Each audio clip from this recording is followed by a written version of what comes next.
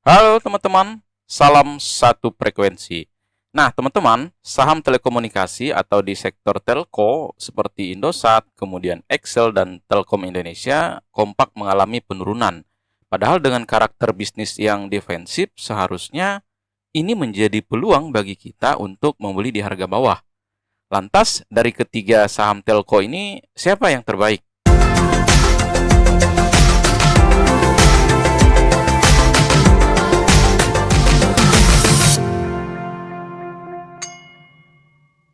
Saham sektor telekomunikasi bisa dibilang sedang merah membara dalam beberapa hari terakhir, terutama untuk saham Telkom yang dianggap kinerjanya ini di bawah ekspektasi pasar.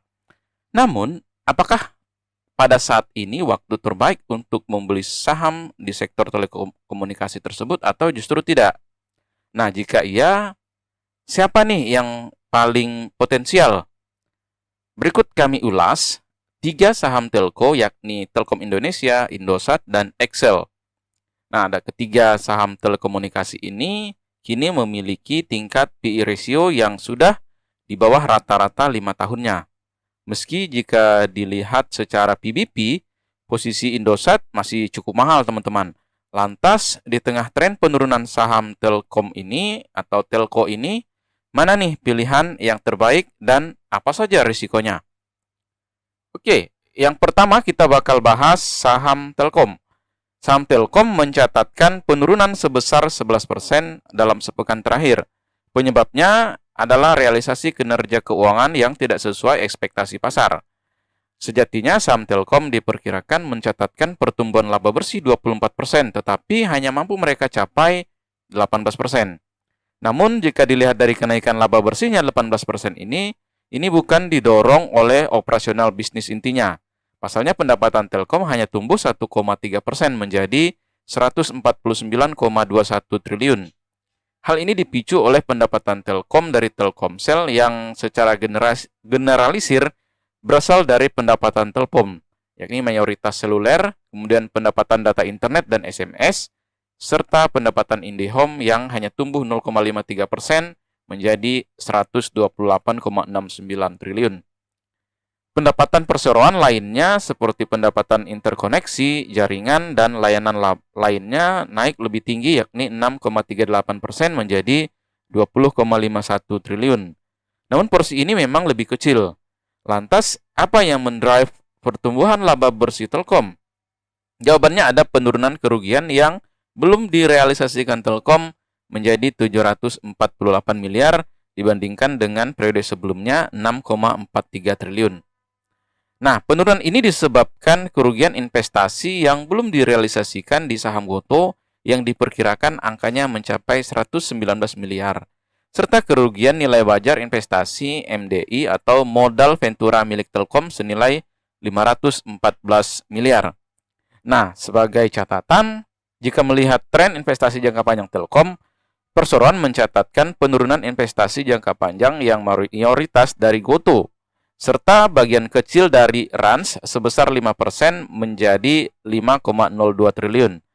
Namun, menurut kami, penurunan floating loss Telkom dari Goto ini sebenarnya kurang logis. Nah, jika asumsi rata-rata yang dipegang pada 2022 dengan 2023 sama, tidak ada averaging down atau cut loss sebagian, artinya tingkat kerugian investasi semakin besar. Nah, pasalnya harga pasar yang digunakan dalam laporan keuangan 2023 jelas lebih rendah, yakni Rp86 dibandingkan dengan Rp91 per saham pada 2022. Padahal di 2022 tingkat floating loss Telkom di Goto itu sekitar 6,74 triliun. Sedangkan di 2023 hanya tersisa 119 miliar. Nah, sehingga dapat dikatakan kenaikan laba bersih Telkom ini bersifat sepenuhnya real karena adanya penurunan tingkat kerugian yang memang belum direalisasikan dari aktivitas investasi. Di luar itu sebenarnya ada salah satu sorotan lain yakni produk anyar yang dikeluarkan Telkomsel, anak usaha Telkom yakni Telkomsel Lite. Pasar yang merespon negatif produk ini karena menawarkan tarif data internet yang justru lebih murah hingga 50% berbanding dengan tarif data operator lainnya. Produk ini diluncurkan dengan tujuan menangkap awareness produk di segmen bawah. Pasalnya, dari tarif Telkomsel yang paling mahal dibandingkan dengan operator lainnya, membuat pertumbuhan dari segmen menengah ke bawah. Nah, dalam riset yang dilakukan oleh Mandiri Sekuritas berjudul Telekom Our Talk of Indonesia Telco Stock Decline, menjelaskan harusnya produk anyar Telkom ini tidak memicu perang harga antar emiten. Antar emiten telekomunikasi yang bikin industri menjadi nggak sehat seperti kejadian beberapa tahun silam.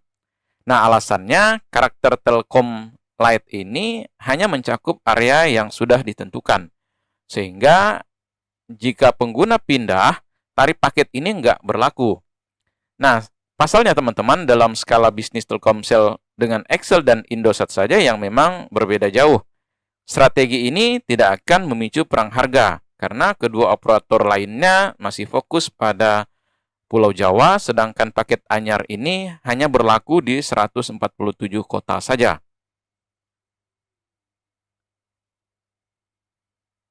Yang kedua adalah saham Excel.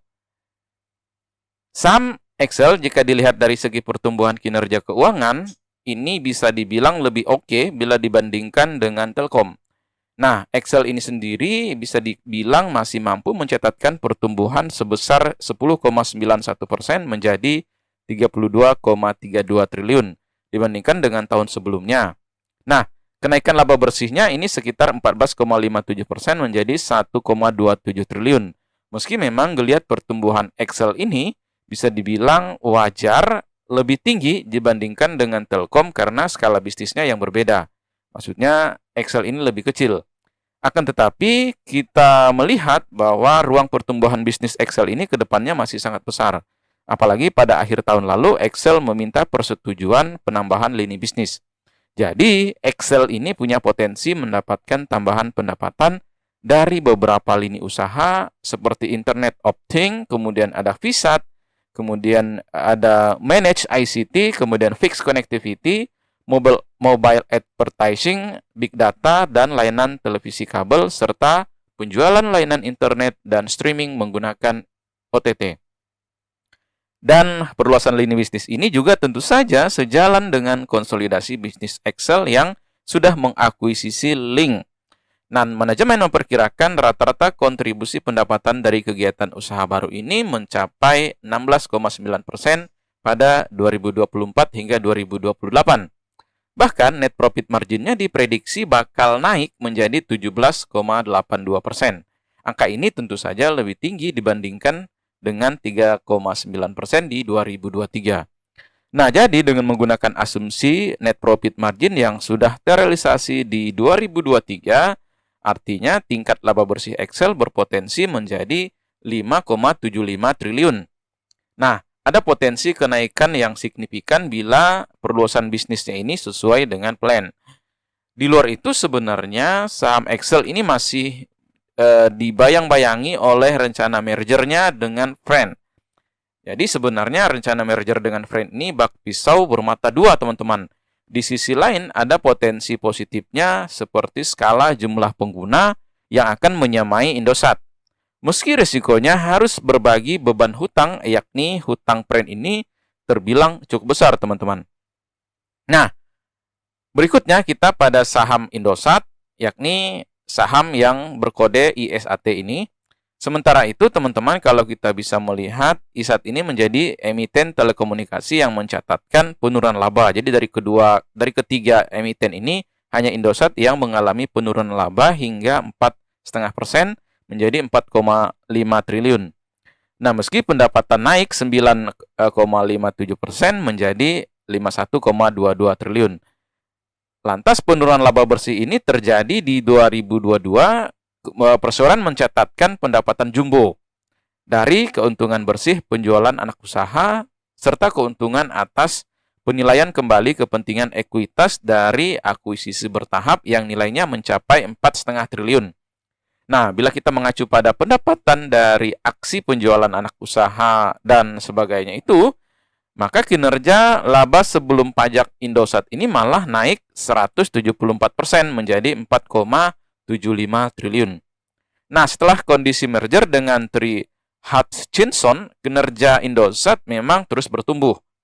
Jadi pertumbuhan bisnis Indosat ini selanjutnya akan datang dari bisnis fixed mobile convergence atau yang lebih dikenal dengan FMC, yang memang mulai digenjot perseroan dengan mengakuisisi aset seperti pelanggan dari IPTV miliknya MNC Play pada Indosat. Nah, total transaksi ini mencapai 876 miliar. Langkah yang dilakukan Indosat ini sebenarnya jalan pintas untuk mengejar ketertinggalannya dari Telkom dan XL yang mengembangkan market FMC tersebut. Nah, terakhir kita sampai pada kesimpulan. Dan jika kita membandingkan prospek ketiga saham Telco di 2024, maka XL yang menjadi saham yang bisa tumbuh lebih agresif di 2024. Jadi XL ini diperkirakan bisa mencatatkan pertumbuhan laba bersih double digit, yakni 28,72%. Akan tetapi kenaikan margin keuntungan bersih maksud kami teman-teman, hingga 17% ini tampak baru akan terrealisasi di 2028. Di luar itu, Indosat diproyeksikan mencatatkan pertumbuhan laba bersih yang agresif di 2025, yakni 20,59% dibandingkan dengan proyeksi 2024. Sementara pertumbuhan kinerja Telkom ini cenderung moderat di kisaran 7 hingga 12% per tahun. Nah, jika dibandingkan dengan kondisi valuasi saat ini, sebenarnya saham Telkom akan lebih menarik jika harganya ini tembus di Rp3.300 per saham. Nah, meski di posisi saat ini juga sebenarnya sudah cukup murah teman-teman, karena memang PE ratio-nya sudah berada di standar deviasi 2 dalam 5 tahun terakhir. Akan tetapi, jika kita ingin saham yang bertumbuh, maka memilih XL jauh lebih baik, meskipun memang Indosat juga punya pertumbuhan yang signifikan. Alasannya sederhana teman-teman, secara valuasi XL ini sudah murah, sedangkan posisi saham Indosat saat ini tergolong cukup tinggi. Meskipun resiko saham XL ini bisa mendapatkan goncangan ketika realisasi merger dengan Friend ini benar-benar terlaksana. Dan teman-teman terakhir, apakah teman-teman tertarik untuk masuk ke saham Telkom ini atau telekomunikasi? Dan yang mana nih saham pilihan teman-teman dari ketiga saham ini? Apakah Telkom, XL, atau Indosat? Tulis di kolom komentar teman-teman. Dan terima kasih sudah menyimak video ini hingga selesai. Saya Daniel dan salam satu frekuensi.